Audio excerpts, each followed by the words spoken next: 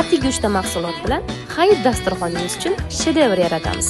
Bolaligimizdagi mazali bo'g'irsoqlarni ta'mini sog'inib, mana bugun hayit dasturxoni uchun bo'g'irsoq tayyorladim.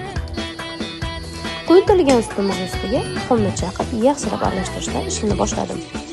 1 choy qoshiq razrxitil hamda unni oz miqdorda solib xamir qilib oldim. Xamirimni yarim soatga dam olish uchun qo'yib qo'ydim. Damini obdon bo'lgan xamirimizni yoyib, dumaloq shakliga keltirib olish uchun kesib bo'laklarga bo'lib oldim.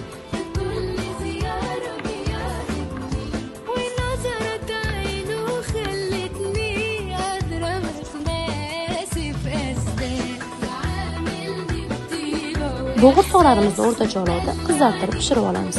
Eng afzalligi bo'g'irsoqlarimiz o'zi dumalab pishib oladi. Uyingizda bor narsalardan xohishingizga qarab dekor qilishingiz mumkin. Bolaligingizni eslatuvchi hayit dasturxoningizni ko'rkam bo'lgan bo'g'irsoqlardan albatta tayyorlab ko'ring.